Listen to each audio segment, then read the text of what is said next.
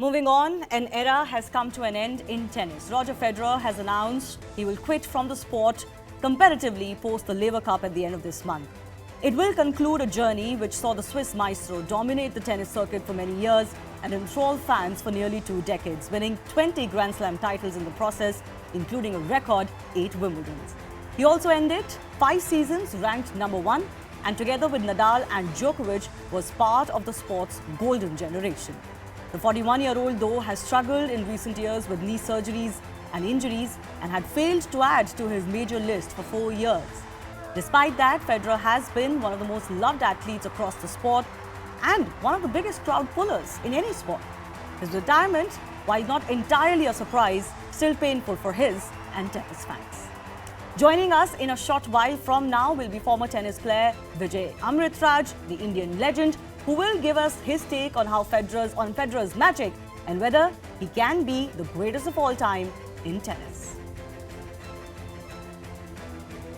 Before that, take a look at the global icon's impressive career. The iconic Roger Federer is rightly regarded as one of tennis's all-time greats. His announcement coming less than 2 weeks after another legend, Serena Williams' apparent farewell to the sport at the US Open. At the start of a glittering, inspiring career, the then 21-year-old Swiss making global headlines in 2003 when he won his first Grand Slam title at Wimbledon, the first of 20 majors. Definitely looking back was the nicest day in my life as a tennis player, and I will always keep this in memories for sure. The last few years, though, have seen Federer's storied career marred by injuries. 2 knee surgeries in 2020 and another after he was defeated by Poland's Hubert Hurkacz in the 2021 Wimbledon quarter-final, his last competitive match to date. I've worked hard to return to full competitive form, but I also know my body's capacities and limits, and its message to me lately has been clear. I am 41 years old. I've played more than 1,500 matches over 24 years. Tennis has treated me more generously than I ever would have dreamt, and now I must recognize when it is time to end my competitive career. On Thursday, this tribute from the sport's 22-time Grand Slam champ, Rafael Nadal. Dear Roger, my friend and rival, I wish this day would have never come. It's a sad day for me personally and for sports around the world.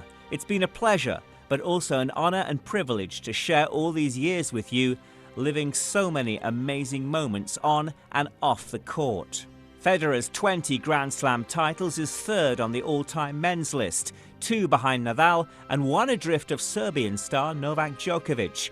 A men's record 8 Wimbledon singles crowns, the undisputed king of the All-England club. He also won 103 ATP titles, the second most in the Open era, behind only American great Jimmy Connors. Federer is simply adored by his fans, generous with his time, regularly open to the media, including our own team here at CNN Sports. There were the laughs. Okay.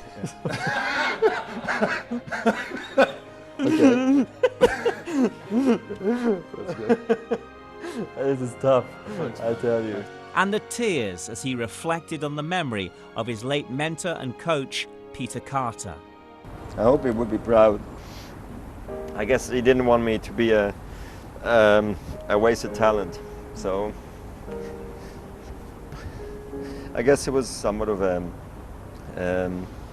wake-up call for me when he passed away, and I really started to train hard. Roger Federer, a global icon who remains universally acclaimed and revered, and an enduring ambassador of the sport he loves so much.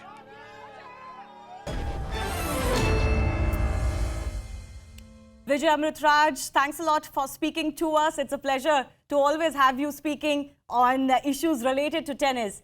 As someone who has commentated on the entire career of Roger Federer, and you've seen him up close and personal, how did you feel when you first heard the message that he put out announcing his retirement? I mean, we did know that this was coming, but did it still hit you?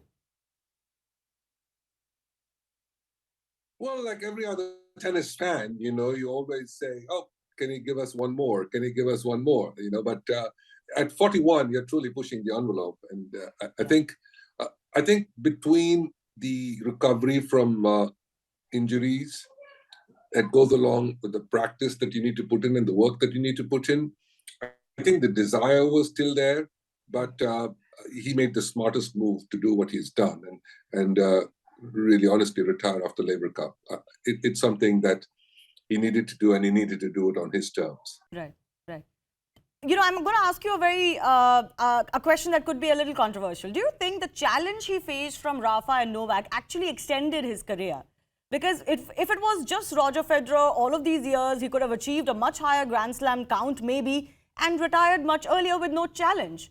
The reason why he also continued to push himself for this long was because he was being challenged. He had challenges on the tour. Yes, but let's not forget he's a good 5 years older than the other guys, Rafael, and especially Nadal, Djokovic, Murray. And so Nadal got to be good enough because he won the French championships at a very young age. And so he started to push Federer from that moment on. And the question was, is he going to be good enough to win on grass? And the big question was Federer going to be able to win on clay? Yes. And so that became the big kind of rivalry between those two guys, even though Rafa was a good 5 years younger than Federer. So, and when the courts at Wimbledon changed, I was quite emphatic in saying that Nadal would win Wimbledon before Federer wins the French, which is eventually what happened. Yes. And Federer ended up squeezing out the one championship in France after Soderling had ended up beating Nadal, I guess. So I think when we look back at the careers, yes, when Federer saw Nadal coming along like a wave, like I call him the Spanish Armada, the one-night Spanish Armada, that came along, that Federer knew that he had to continue to get better and better and better and compete at a higher level, which is exactly what he did. Yes. You know, out of the message that he put, there was many talking points, but he did talk about, his special talent. It seems he's very aware of the fact of how gifted he truly was and the joy that he brought to so many people around the world.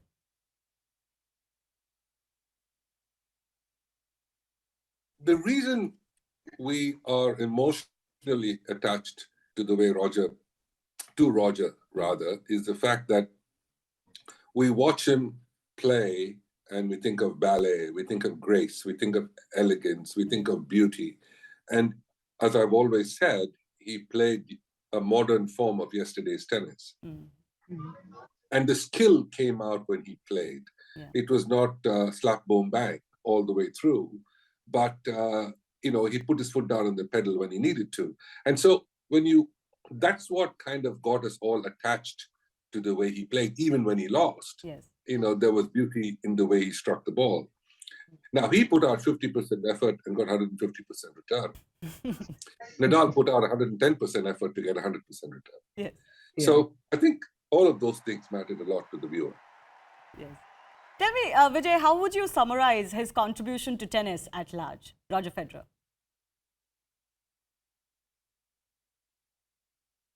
I think, honestly, more people would follow tennis because of the way he played and the way he played it. Needless to say, he won more than pretty much anyone. As we start looking at numbers, we can get to that in a minute. But at the end of the day, I think he raised the viewership of tennis to a particular height as well, simply because of the way he is, the way he conducted himself, the way he played the game, his press conferences afterwards, his associations, his brands that he's been involved with, and all of these things, I think, made a huge difference to raise not just his profile, but raise the profile of tennis as well to the viewer. Yes. Do you feel somewhere at the back of Roger Federer's mind, he would have wanted to get back to the pinnacle with the most number of Grand Slams? He was stuck at 20 for a while, although he was also ahead of the others for quite some time till Nadal and Djokovic caught up. As a competitor, do you think he would have been satisfied with his 20, or he would have liked to get ahead of the other two one more time? I think in his heart of hearts, he knew with him at 20, and I think the most distant he got was Nadal at 17, if I remember correctly. So he was 3 away from Rafa. Knowing Rafa's fitness, he knew that Rafa had a good chance at the French and to be able to catch it.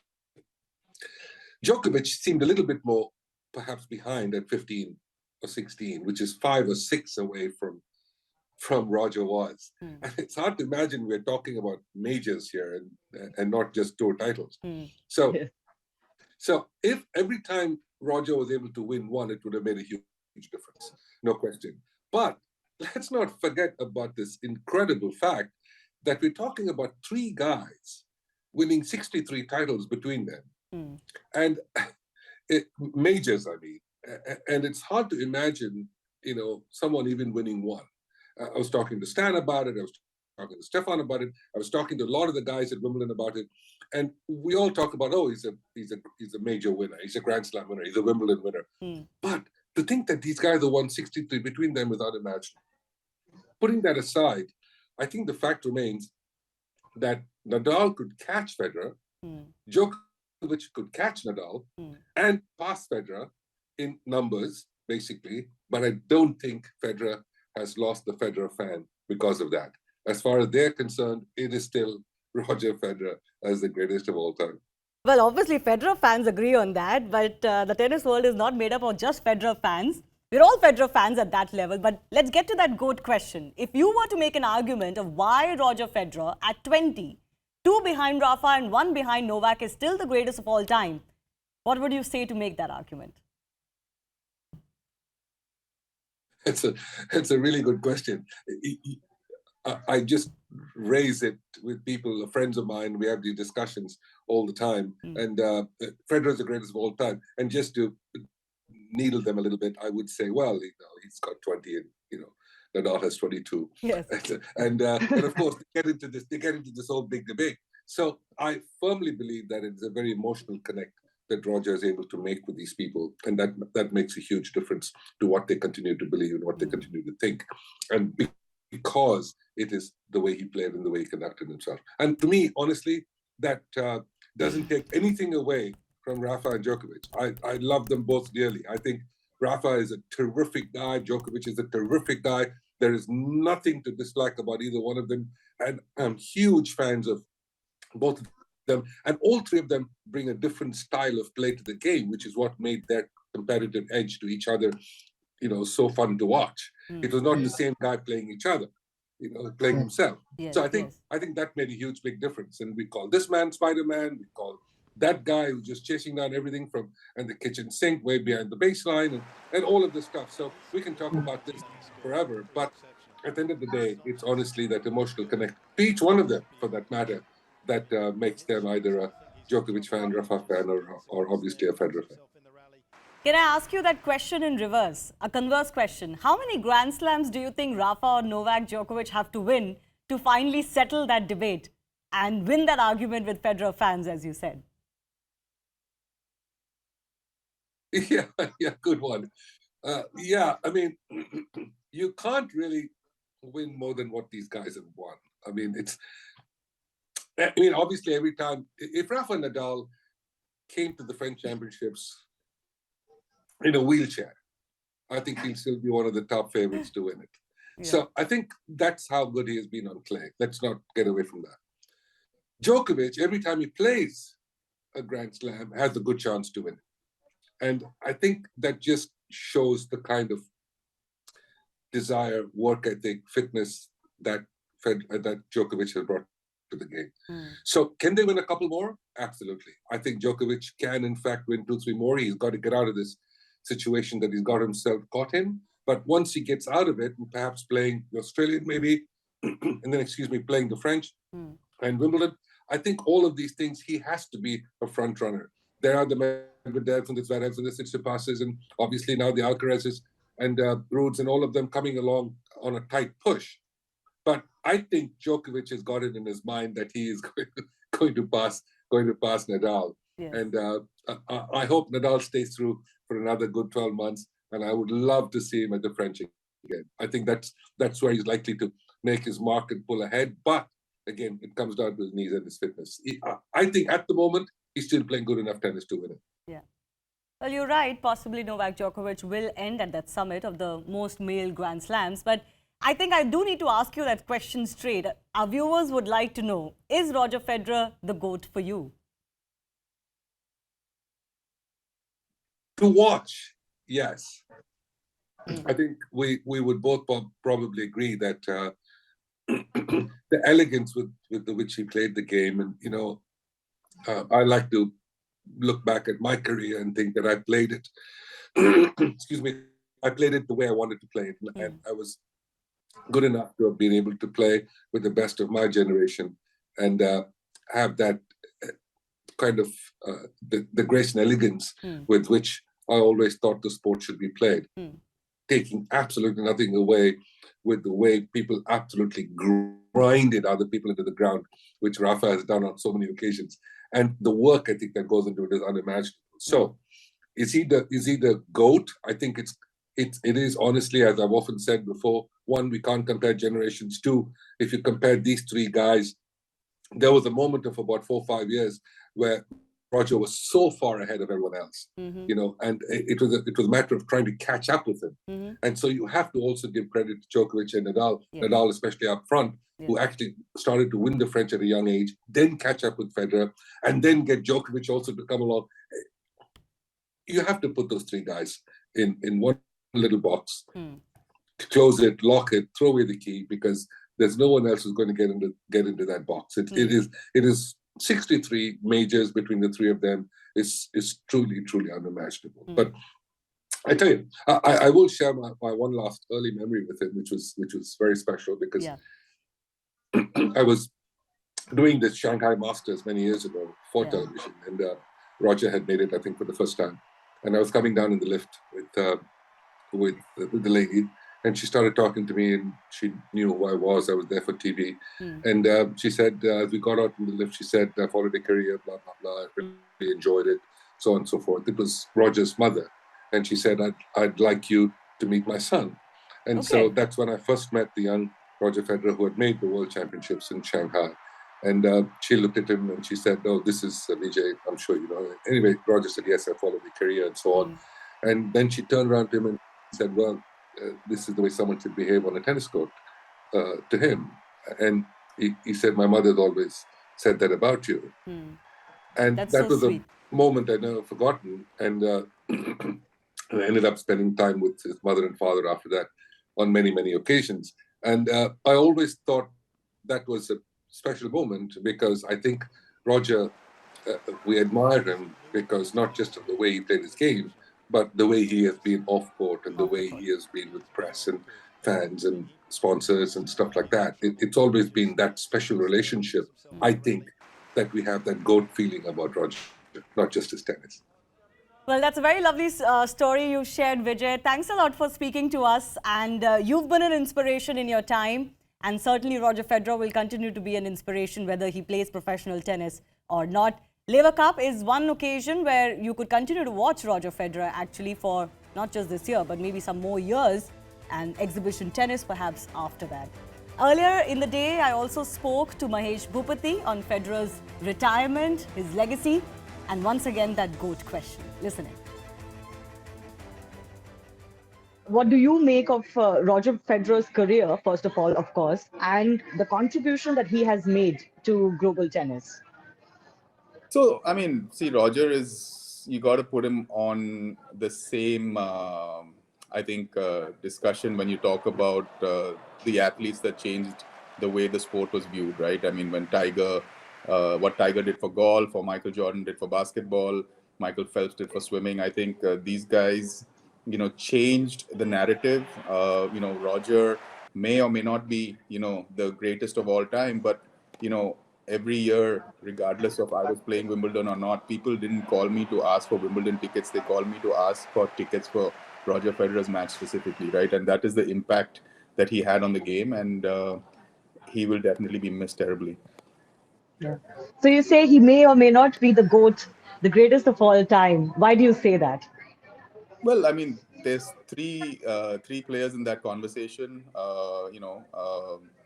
Both the others have more Grand Slams than him. Both of the others have winning records against him. So, it's going to be very hard for all of us Roger Federer fans to justify how we're going to call him the GOAT. But like I said, I mean, I don't think anyone has made an impact on the sport like Roger Federer has. Do you think, as far as that GOAT question goes, it is the number of Grand Slams that decides, or your impact on the sport, as you're talking about, your emotional connect with the fans? Because on the last 2 points, maybe Roger Federer is a little bit ahead of Rafa and Novak. I think down the line, the generation after us will only look at the numbers, right? I mean, we've experienced it firsthand, so we are all a little bit in favor of making sure that Roger is up there in the conversation. But let's not discount the impact Rafa has had on the game, right? I mean, the guy's as nice and as much of a gentleman as Roger, as humble as Roger. And I think, like you said, Roger set the bar at a certain place, and you got to give these two credit because they worked their ass off to make sure they competed and got past his records. What do you think would be going in the mind of an athlete like that when you've been so high up there and so loved and so adored, but you're ultimately ending below your two nemesis? I don't think it makes a difference. I think Roger and everyone around Roger knows the impact he's had on the sport. Like I said, it's not going to be replicated, in my opinion, ever. We saw that this year at Wimbledon when they had the champions walk, and Roger walked onto the court with another 20 grand Wimbledon champions before him, and we all saw the kind of love and ovation he got. So I think his impact on the sport is second to none, regardless if he has 20 or 25 Grand Slams, and I think that's the legacy he leaves behind.